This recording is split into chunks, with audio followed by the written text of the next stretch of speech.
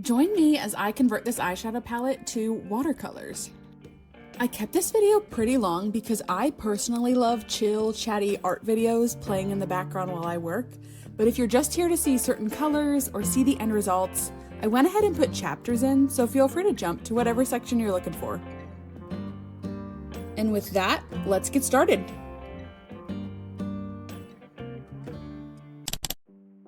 To preface, I am not advocating wasting makeup, but I was actually given 2 of these palettes, and one I do use for eyeshadow. But since they're 5 or 6 years old at this point, and I do way more art than I do eye makeup anymore, I figured it would be a good time to turn this into something fun. And just in case you're interested, this is from Ulta. Back in 2020, they released a Harry Potter collection with a few different makeup items, but palettes for each of the houses. And so this, obviously, is the Slytherin palette. A few years ago, I watched a video of someone turning eyeshadow into watercolors, but I did not read any actual instructions.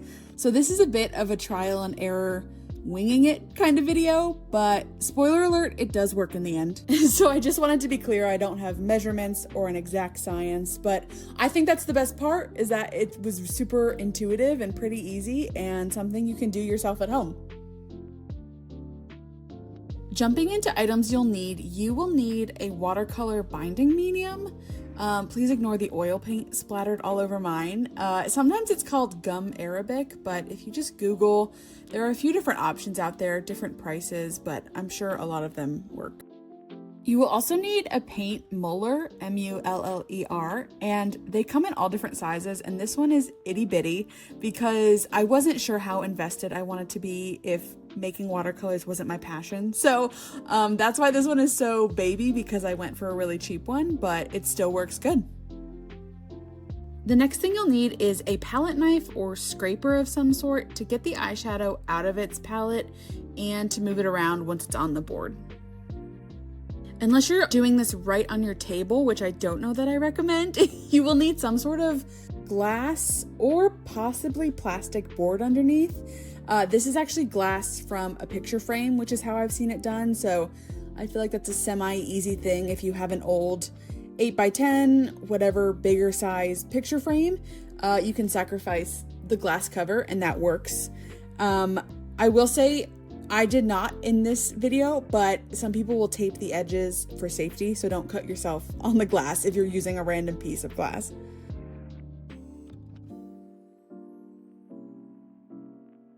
So that is going to be the gist of what you need to get started, and then obviously later paper and brushes for actually using the watercolor. So we are going to jump right in with this top corner one, and I'm kind of just going to explain as I go. The goal is to get the eyeshadow out of its little pot and onto the glass board, so I'm just going to scrape slightly gently so I don't fling it everywhere. I do feel like those makeup destruction videos were huge back in the day, and I'm not going to lie, this is as satisfying as it looks.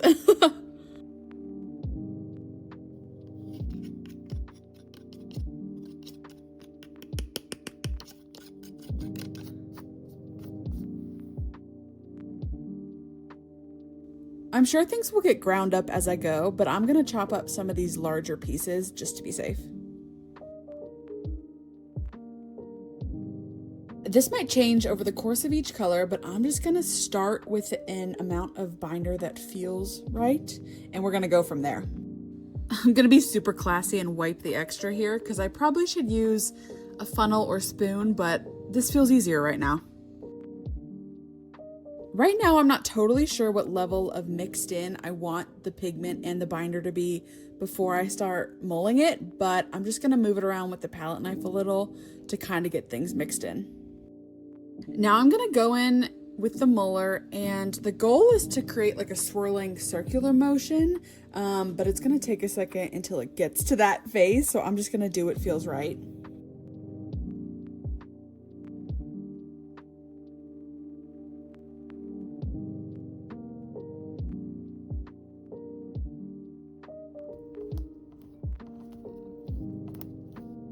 I'm gonna take some putty that I hang wall posters with, because this glass sheet is sliding around everywhere, and I probably should have seen that coming, but we're gonna stop now and put that under the glass board, even though it doesn't look as cute, because it's a pretty aggressive swirling motion, and I think this is gonna help a lot.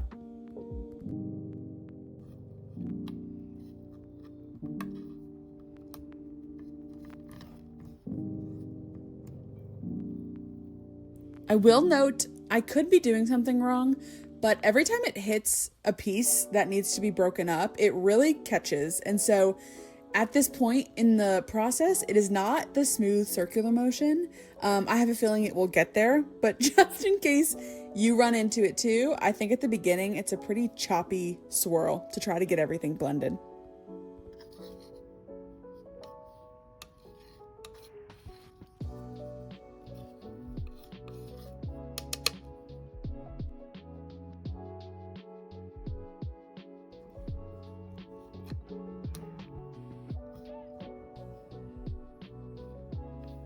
This is pretty thick, so I'm gonna go ahead and add a little more binding medium halfway through.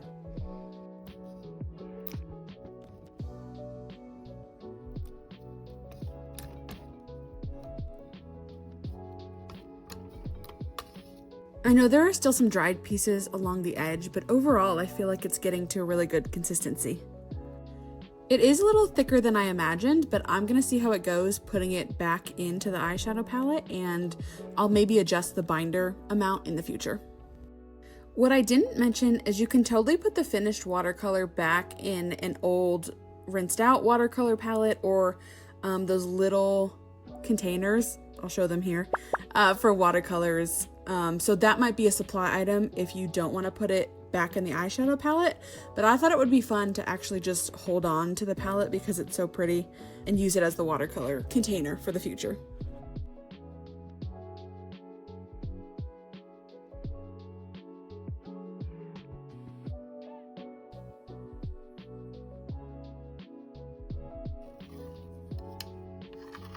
My goal is to then scrape up as much as will fit in the little eyeshadow pan, and then if there's extra, I'm gonna put them in my own little containers on the side just so I'm not wasting anything.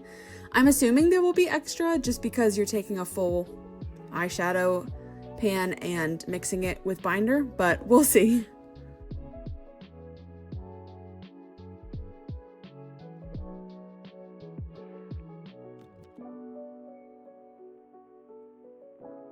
This is pretty thick, so I'm just gonna tap it down to see if that helps flatten it out a little bit.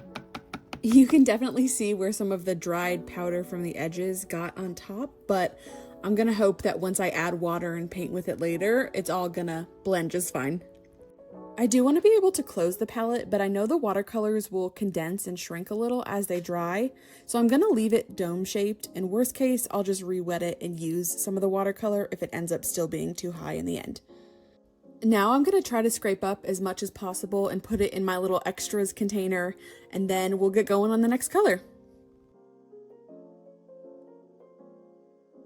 I'm really excited for these shimmers and hope they give good mixing visuals. Okay, whoa, this is way softer than that tan color. I think that's true when you're putting on eyeshadows. The mattes are usually pretty powdery and the metallic and shimmers are very like oily almost, I would say, when you're applying them as eyeshadow. So I'm interested to see if this one mixes a little better. This is the prettiest dirt I've ever seen.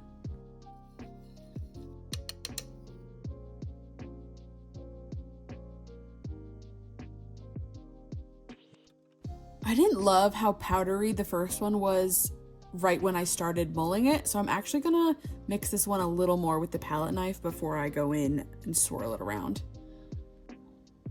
And this one felt like it mixed so much faster than the tan one, so I think it was almost like a little wet to begin with, in a sense, so it made it a lot easier.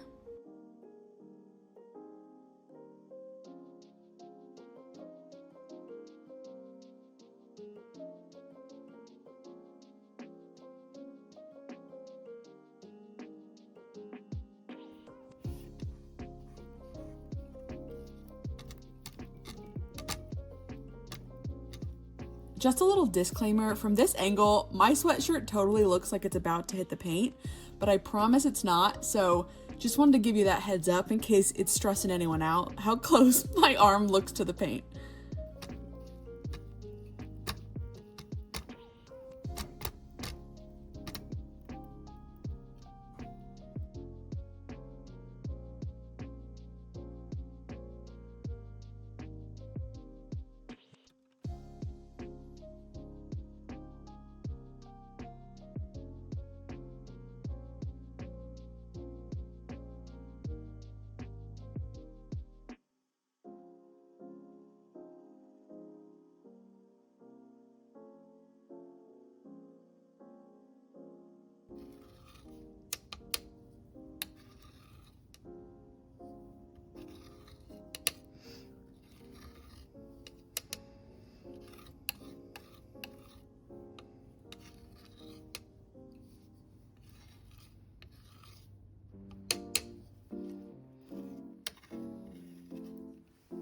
Okay, this texture is insane. It feels like I'm making some kind of chocolate. This is so beautiful and a little more fun than the tan. The peachy tan color was a good time, but just getting started. So now we're getting into the really pretty colors.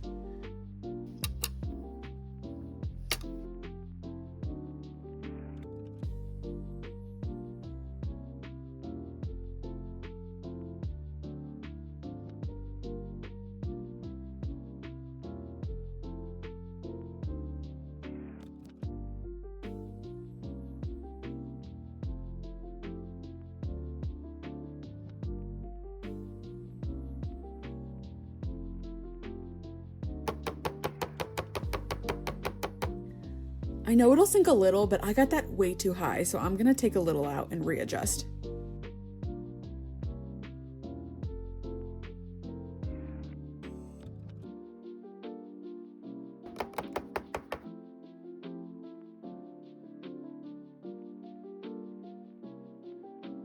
All right, let's go ahead and finish this row and do the light green mint shimmer.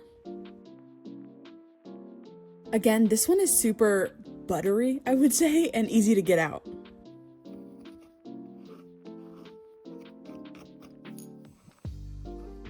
Oh, just ignore that. I'll clean that out of the brown later.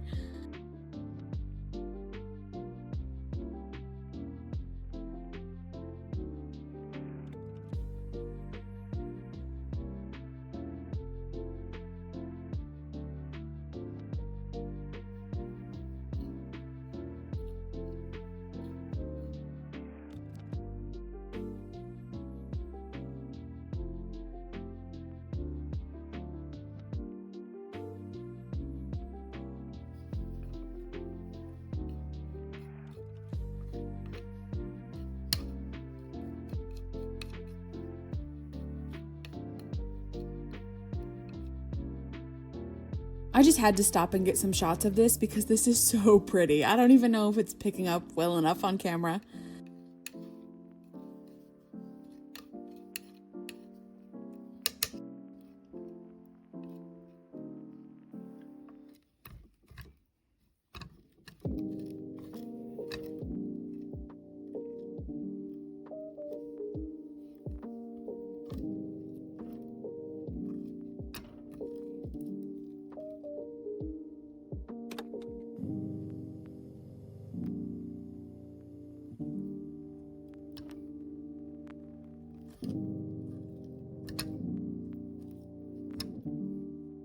I feel like these have all been a little thick so far, so I'm actually going to add more binding medium at the beginning going forward.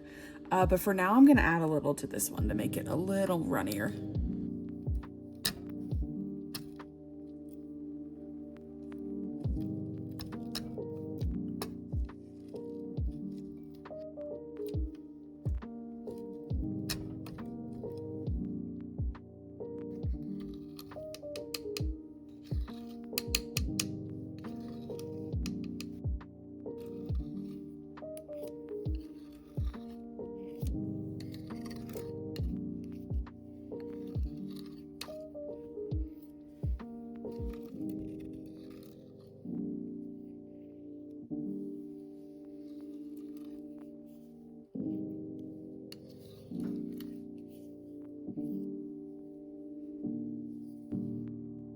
Just another shot to admire how pretty this is.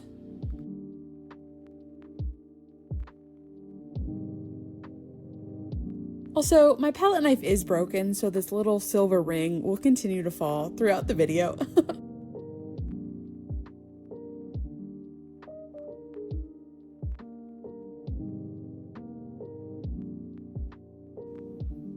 And that is our first column complete. They're looking good. It's working so far. The next one I want to do is this plum color top middle one called Fluffy. But I didn't think about scraping the powder and having it get on the wet paints. And so I'm going to make sure to dump it away from the wet ones. Ooh, pretend you didn't see that.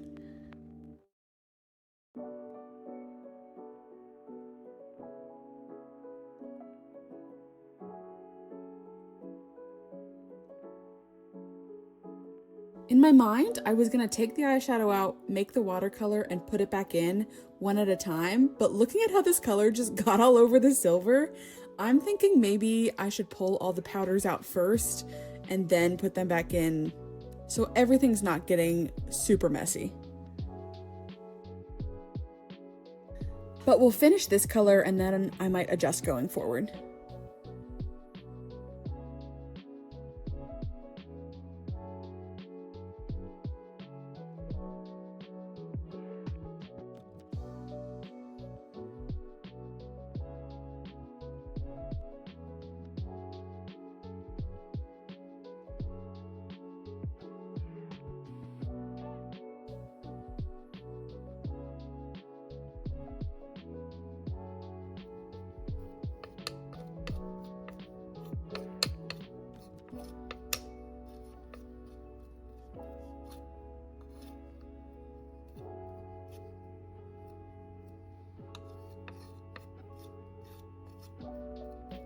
This one's so interesting because it almost looks dry. The powder is like going around the binder instead of mixing with it. But then once you do mix them all together, it turns a lot darker.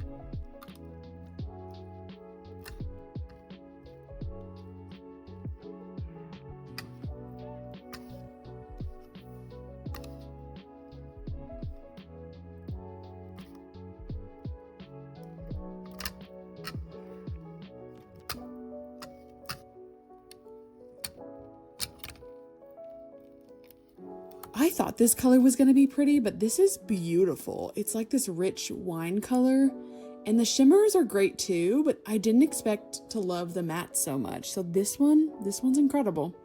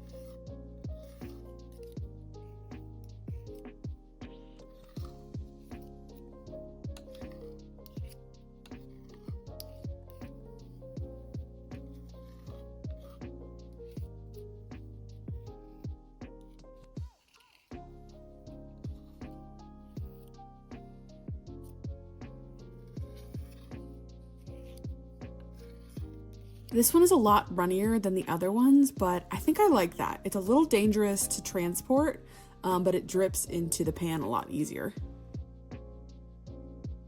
And I should probably just ignore it, but I know someone's gonna notice it. I did hit the mint shimmer. Yep, that's smeared along the bottom, but easy to clean up. And overall, this process is a little messier than even I might make it look through this video.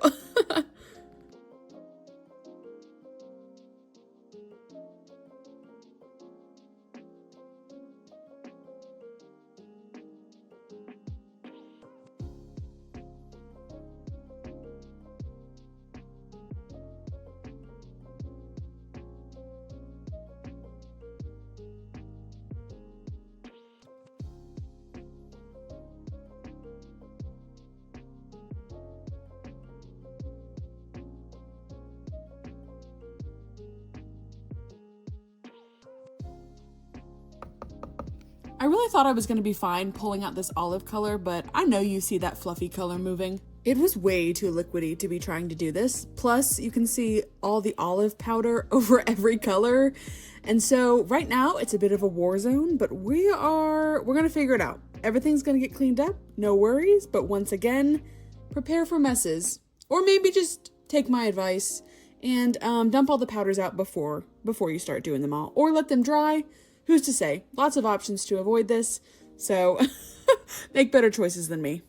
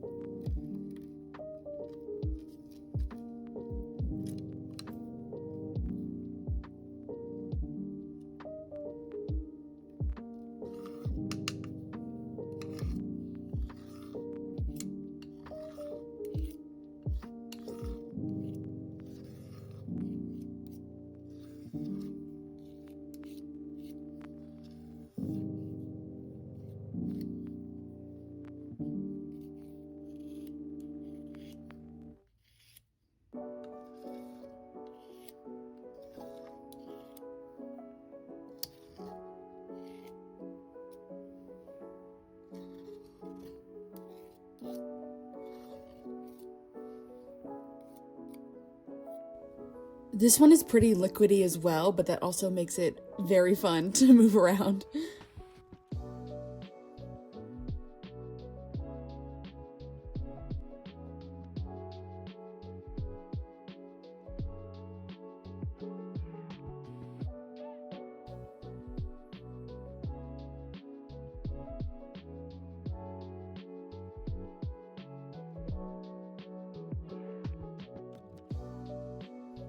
Okay, here's the game plan. Because I made these middle ones a lot runnier, I'm gonna take a pause and let things dry and then clean up the palette a little bit.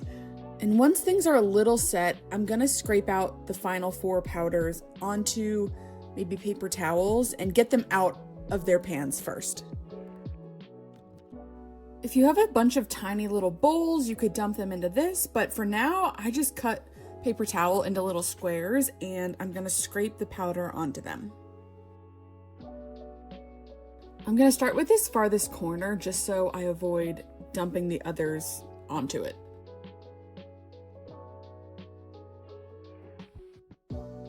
This one is super dry and a little tricky to get out, so just hold tight. It is gonna get worse before it gets better, but I'm gonna clean it up.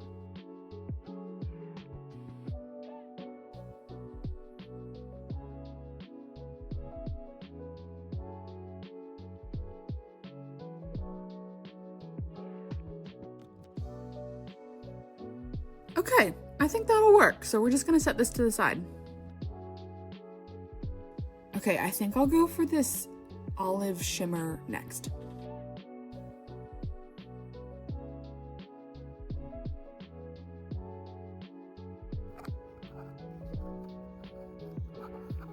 I will say, as of right now, I'm unsure how long it takes for these watercolors to dry. It's been a few hours, and you can obviously see the olive still running and moving every time I dump one of these out, so I'm still being pretty quick with it. But I think it would take me a day or two before things set enough to actually be safe, so I'm just being careful right now.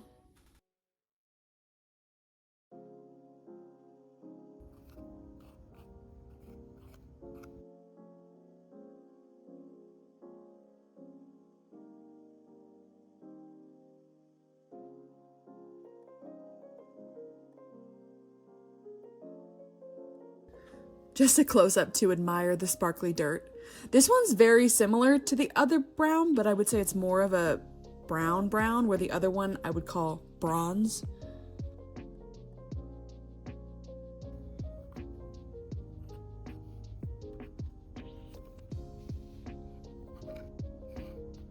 And since this is my final one, I'm actually gonna dump the silver straight onto the glass just to save a paper towel.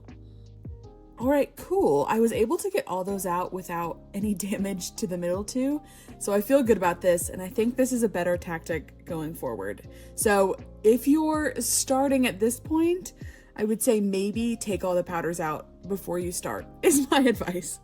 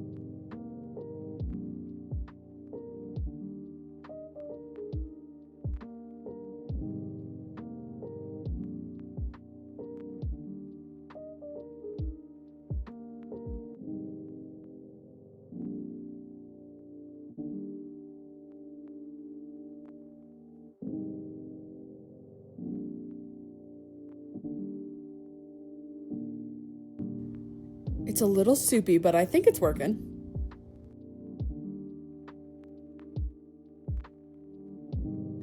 I'm actually excited to see if this one is a straight black or has a purple or navy undertone or anything.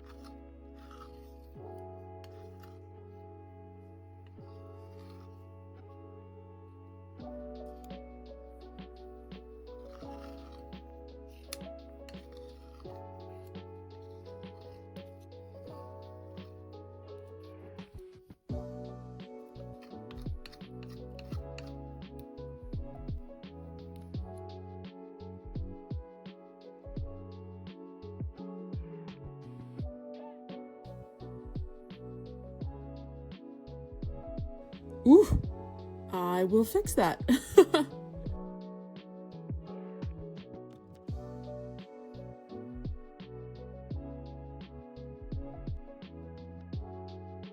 The black pigment is feeling a little dangerous in terms of getting things stained and being hard to clean up, but we're getting it.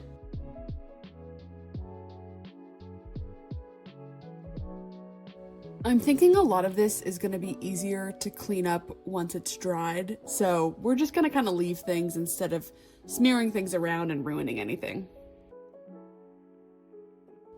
Okay, last one.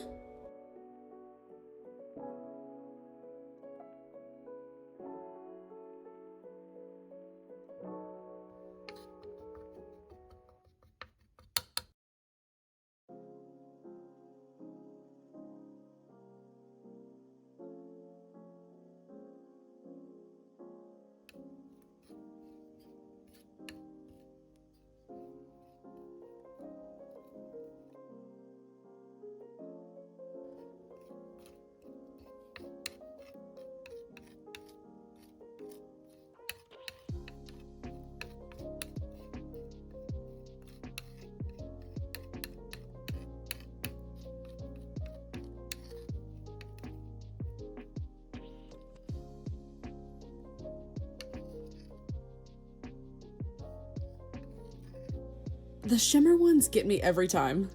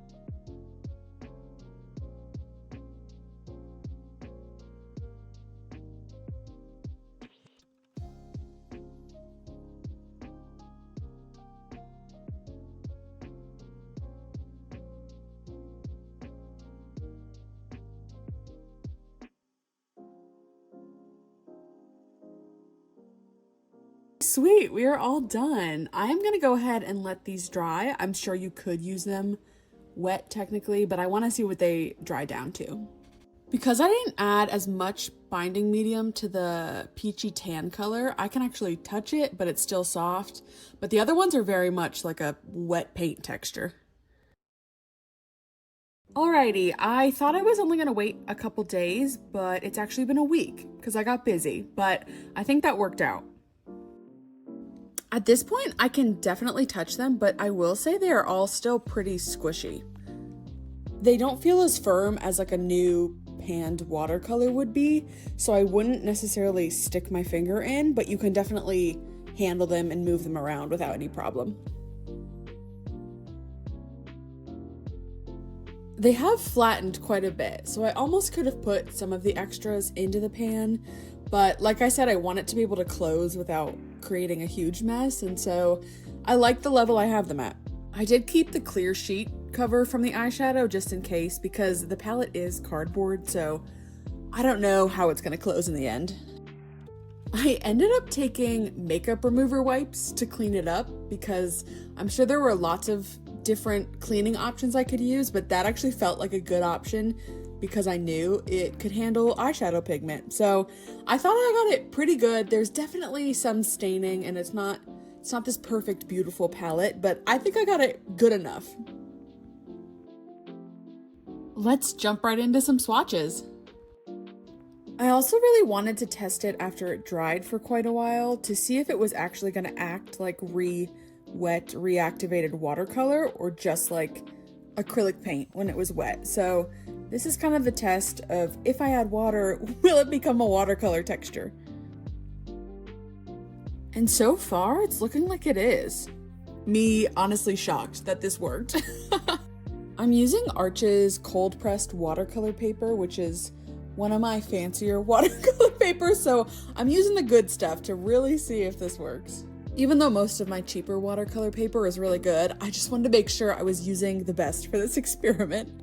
And yeah, I mean, so far this is working. It's pretty pigmented. I mean, as much as I would expect any other watercolor to show up. I mean, it is this peachy tan color. It's not like a vibrant primary color, but it's totally working and feels like it's acting like watercolors.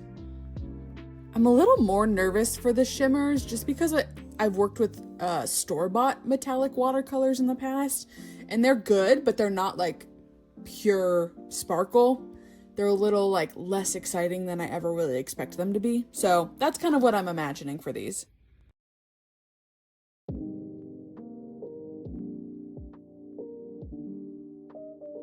But yeah, this is like a lovely brown, and it does definitely have the sparkles in it.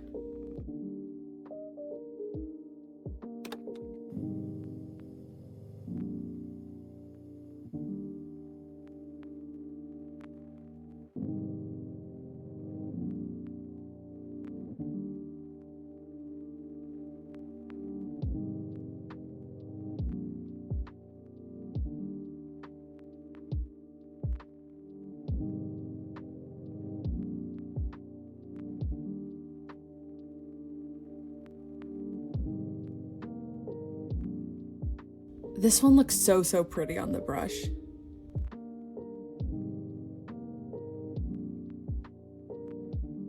Okay, whoa, yeah, this is kind of what I wondered if it would happen with the shimmers, is the base color here looks really olive, even though the sparkles are like this blue, minty, metallic color. I think a lot of times with eyeshadow, the shimmer itself is what's reflecting those blue tones, but the base is more like this olive green.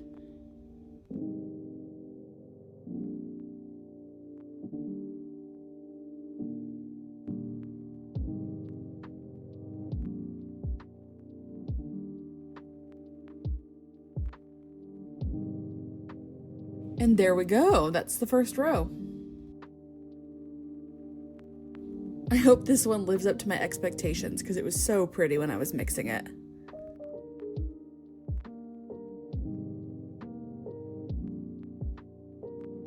Of course, I forgot to press record, but look at it! It's so beautiful. It's like this deep maroon. It definitely is super red. I kept referring to it as Plum, and that's not Not quite, but it's still so pretty.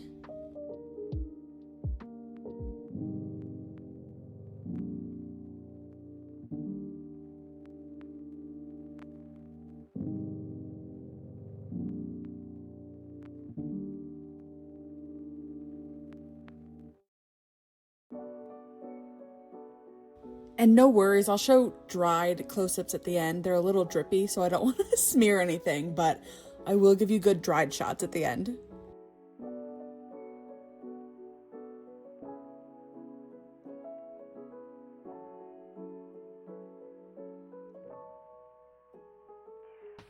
I'm honestly really impressed with the pigment. This is such a beautiful, it's such a deep olive color.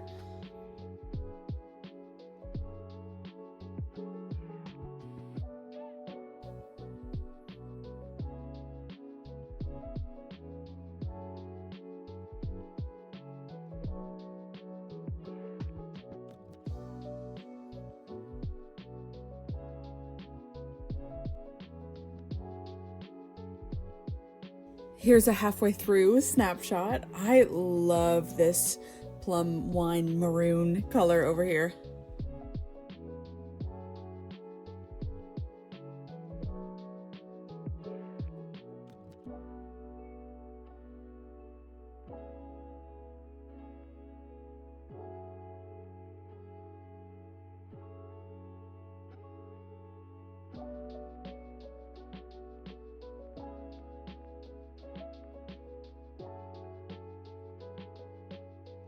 Yeah, this one is definitely one that I think when you get it in the right light angle, it's beautiful, but at certain angles, it's really just a gray base.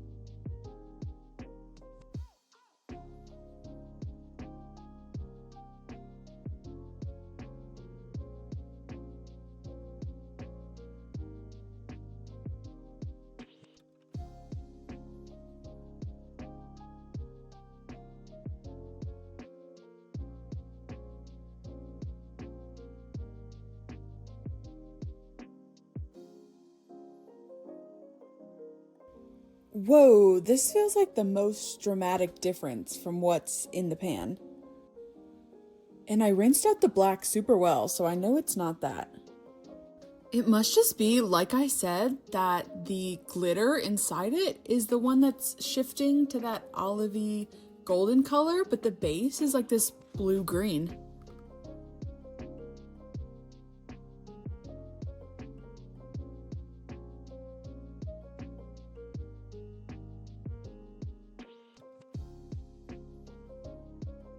Like, these are the same colors.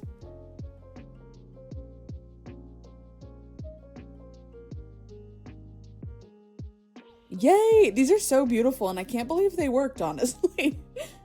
I love the color palette it created. It's almost like a neutral, but beautiful, deep, earthy colors, I would say. So it'll be fun to make something out of. I'm not gonna do anything super advanced, but I'm gonna make a little watercolor painting just to really put the colors in action. I want to keep it Harry Potter themed, and this color scheme is very much reminding me of like the Herbology greenhouse vibe, so I'm gonna try to paint a little mandrake. I want to test all the colors at least a little bit, so that's why I'm using this red for the pot and stuff, so hopefully I can use them all throughout.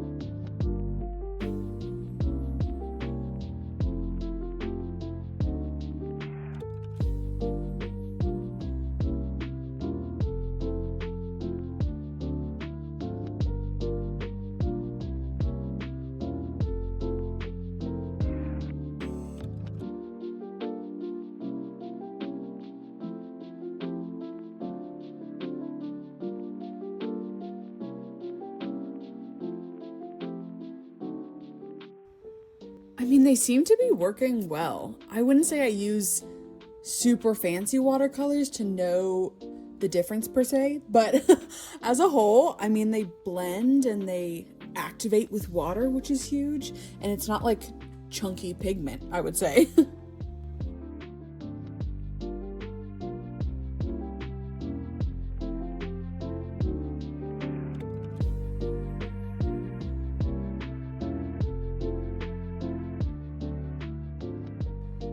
I definitely really love the matte colors. I think they come with a lot more pigment, where the shimmer, I'm not immediately seeing a ton of shimmer. Obviously, when you put it into light or natural light, it's gonna shine a bit.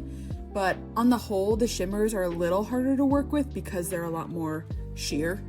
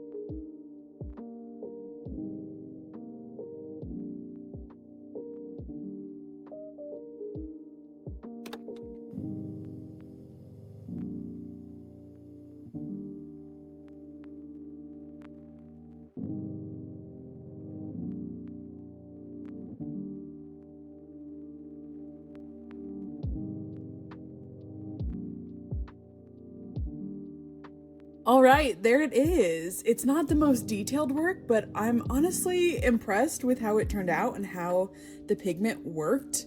I think one of my favorite parts is having that limited color palette. I don't always work with this color scheme, but I love it, and I keep saying it's such a good earthy neutral color palette, and so I liked that it kind of kept me in the bounds of that. I went ahead and did some swatches on black paper because a lot of times that's how like metallic gel pens and other art are used, and so I felt like it does definitely show the metallic shimmer a lot better. But overall, I would say to get that really glittery effect in person was a little tricky, and so they're not the most dense glitter paints that I've ever worked with. And just to give everyone who's interested the full swatch test, I wanted to do a staining and lifting test to see how well the dried colors reactivate.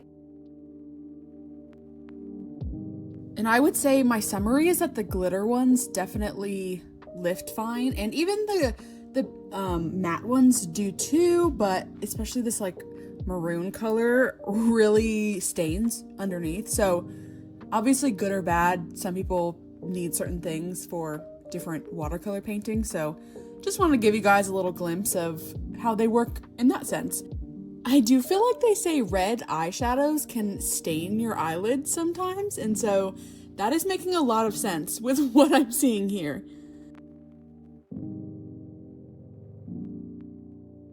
I do just want to point out that because this palette is cardboard, if you get water on the edges, it does kind of soak in, but it does dry eventually. So just proceed with caution, or if you have eyeshadow that's in a plastic container, that might even work a lot better. So just wanted to note that.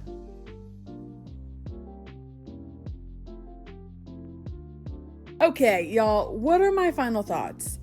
I would say if you put these in front of me and told me they were watercolor, I wouldn't question it. Like I said, I don't have a ton of experience with like fancy watercolors, but to me they act super similar. They spread and blend and all the things that a normal watercolor paint would do. And so, yeah, I would say my final thoughts is that it totally works. Now, is this easier and, dare I say, cheaper than a set of watercolors? No, not at all. So know that going in. But if you're looking for a fun activity, it was so fun to scrape out the eyeshadows, and yes, just a very satisfying, fun experience of something I've always wanted to do. And definitely if you have really old eyeshadow you're no longer using, it can just be a fun way to kind of recycle things in your life. Thank you so much for watching. I know it was long, so congrats if you sat through it, but I was hoping to be instructional as well as just some cozy background vibes, if that's what you were looking for. I'm really appreciative of you making it to the end, and I'm so excited to see where this channel goes. I'm gonna keep making different crafts and painting my own art, so stay tuned. So if you want to subscribe, I would love that, and please let me know if there's anything you want to see from me in the future. I hope you're having an incredible day, and thanks again for being here. Love ya!